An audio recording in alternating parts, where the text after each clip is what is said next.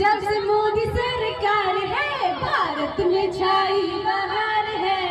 जब से मोदी सरकार है हम हैं एक और हमारा हिंदुस्तान है। हम हैं एक और हमारा हिंदुस्तान है। काम है नफरत की ना चलती दुकान है। सब पर भारी सर्जिकल सरकार है भारत में छाई बहार है। जब से मोदी सरकार है। अरे बहुत हो गया मोदी मोदी मोदी। और क्या किया है मोदी जी ने आपको नहीं पता है?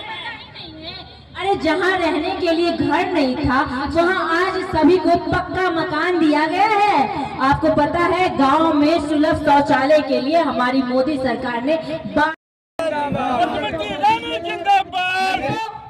गाड़ियां लूटती रखी क्योंकि नेताजी के घर में बेटी का ब्याह था।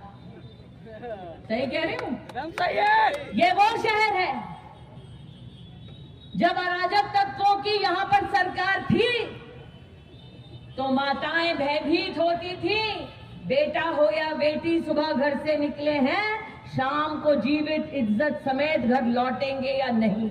मोदी कहते हैं आत्मनिर्भर भारत बनाओ और नीति के शहजादों को याद दिला दूं कि उनके जमाने में अपहरण ही उद्योग था। इसलिए आज अब आह्वान करती हूं तो यह आह्वान मात्र रविशंकर प्रसाद जी के लिए नहीं है, आपके परिवारों को सुरक्षित और सम्मानित रखने का आह्वान है। 1 तारीख को पोलिंग बूथ पर जाओ, कमल का बटन दबाओ, अराजक तत्वों से अपने परिवार को बचाओ। आज ये निवेदन लेकर आपके मध्य में आए।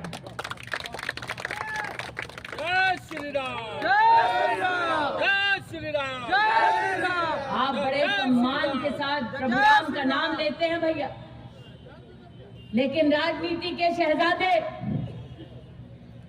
नवरात्र के उत्सव में सनातनियों को चिढ़ाने के लिए सनातन धर्म का अपमान करते हैं।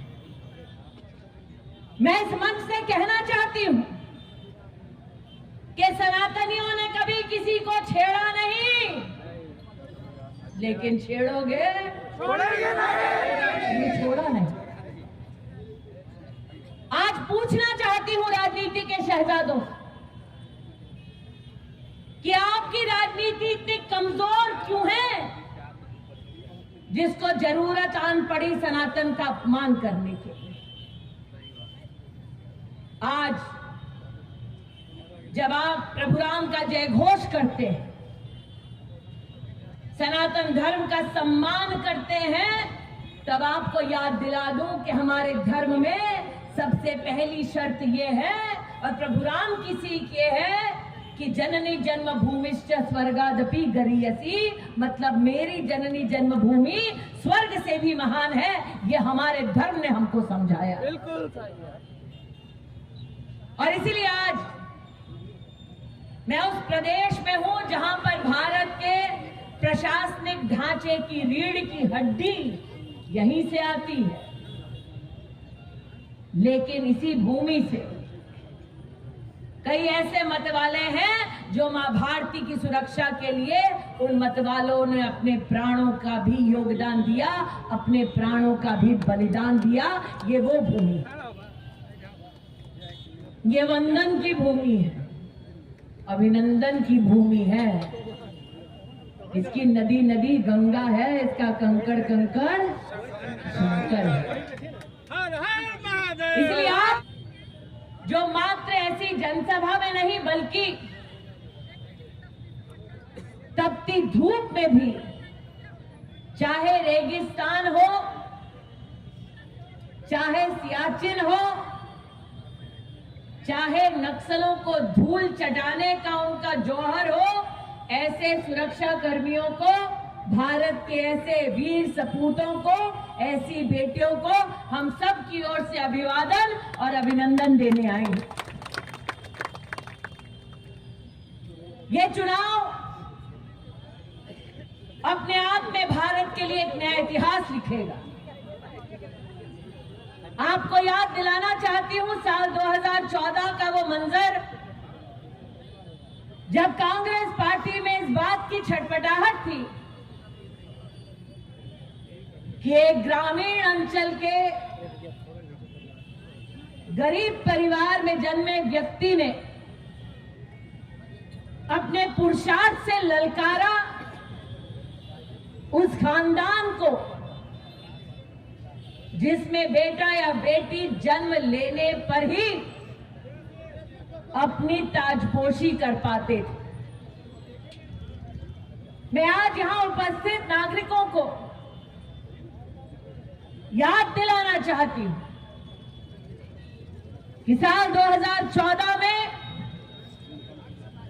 साधारण और गरीब हिंदुस्तानियों का मजाक उड़ाते हुए कहा गया था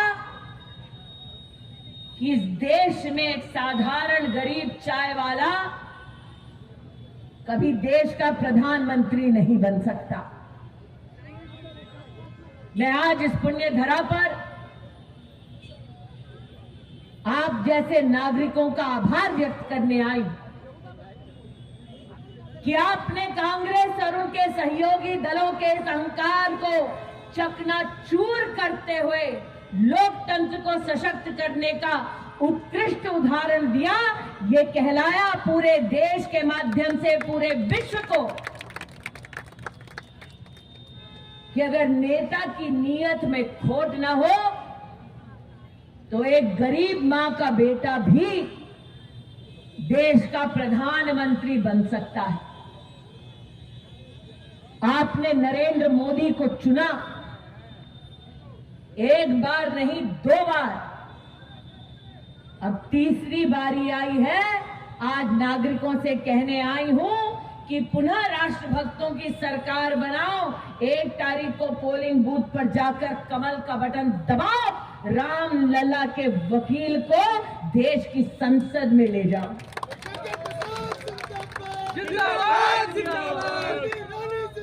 जब नरेंद्र मोदी देश में प्रधानमंत्री बनकर प्रस्तुत हुए तो उन्होंने कहा पूरे देश को संसद की चौखट पर शीश झुकाते हुए कि मैं राष्ट्र सेवक हूं और सेवक की लालसा ये कि वो लोकतंत्र के मंदिर को स्वच्छ रखे। इसलिए भारत के इतिहास में पहली बार बापू की प्रेरणा से स्वच्छ भारत अभियान की शुरुआत की नरेंद्र दामोदर दास मोदी ने।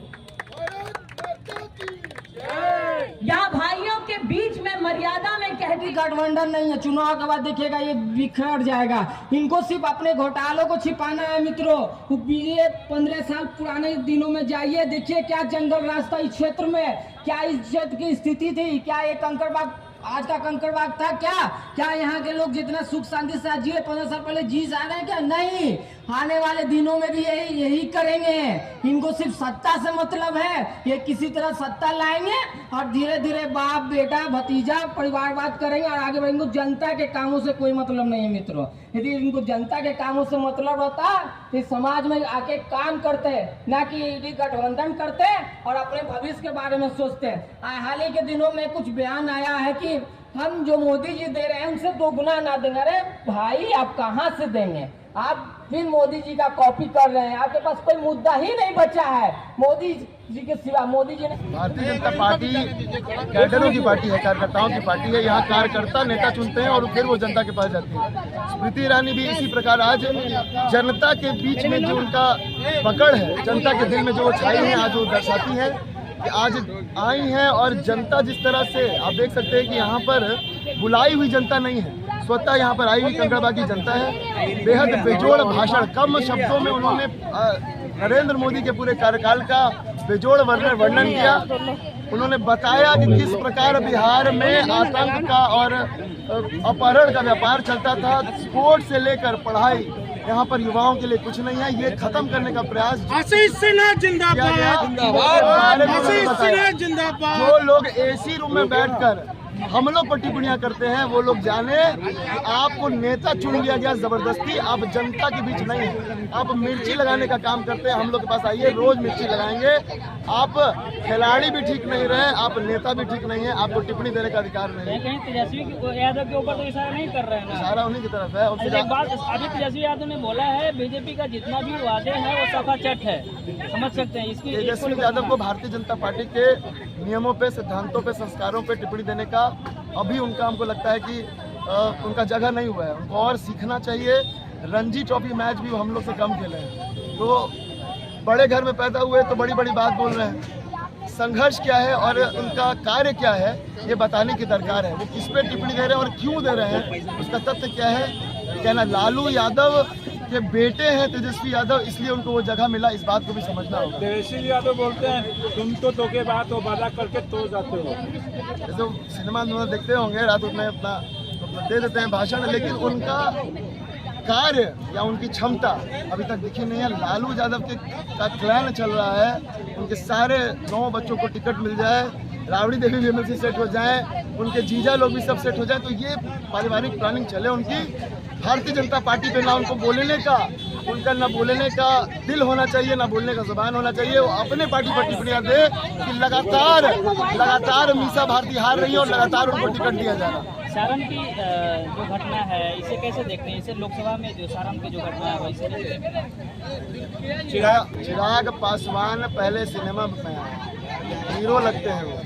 वहाँ से जब फिल्म करके आए तब उन्होंने प्रयास किया, फ्लॉप करके आए। आप एक रणजी ट्रॉफी मैच, पहले इनिंग में 1, दूसरे इनिंग में 2 और अपने आप को क्रिकेटर घोषित करते हैं। आईपीएल में भी एक मैच नहीं। सम्राट चौधरी हमारे प्रदेश के अध्यक्ष, उनसे ज़्यादा अच्छा क्रिकेट खेलते हैं, ये मेरा आंकलन है, ज़्यादा अच्छा बॉल। तो किसी तरह से अपने आप को प्रोजेक्ट करने का प्रयास है, क्योंकि आप बड़े घर के और आप में कोई विशेषता नहीं है। आपको आदत है मिर्ची लगाने का, आपको आदत है लालू यादव के नाम को भजाने का। पारिवारिक पार्टी है और पारिवारिक पार्टी के कारण आज आप अपने सबसे खराब दौर पे है कि भ्रष्टाचार एक तरफ, परिवार में टूट एक तरफ, लेकिन फिर भी आप बरगलाने का काम जनता को कर रहे हैं। नरेंद्र मोदी एक आपके पास चेहरा है जिनको आप लगातार कोसने का काम करते हैं। आप कांग्रेस से मिल जाते हैं जिनके विरुद्ध आपकी पार्टी खड़ी होती है और आज आप हमारे बारे में टिप्पणी देते हैं, ये शोभा आपको नहीं देता है। तेजस्वी यादव पहले अपने आप को सुधारे, जब वो 10वीं पास करेंगे तब हम लोग बात करेंगे कि 10वीं शिक्षा को कैसे सुधार किया जाए। काला अध्याय है बिहार की शिक्षा में, उसको सुधार करने का काम किया जाए। उनसे पूछा जाए कि काला अध्याय क्या है तो उनको नहीं पता होगा। बिहार में कितने विश्वविद्यालय हैं सरकारी, ये भी उनको आकलन नहीं होगा। एक आडंबर बनाकर कुछ हिंदी अंग्रेजी बोलकर अपने आप को चला रहे हैं। लालू यादव का राजद का क्लैन चला रहे हैं और हम लोग पर टिप्पणी। देखिए, आप देखें कि यहाँ पर अपार भीड़ थी, हजारों की भीड़ थी। हम लोगों के अनुमान से ज्यादा भीड़ जमा हो गया था और कुर्सी हमको बाद में मंगवाना पड़ा। इस अपार भीड़ को देखते हुए और इस अपार भीड़ की मंशा को समझते हुए हम यह पुनः इस बात को दोहराते हैं कि इस संसदीय क्षेत्र में, पटना साहिब संसदीय क्षेत्र में हम 4 लाख से अधिक मतों से और हम अपने विपक्ष से आगे जाएंगे। हमारी जीत तो होगी है, लेकिन रिकॉर्ड जीतेगा।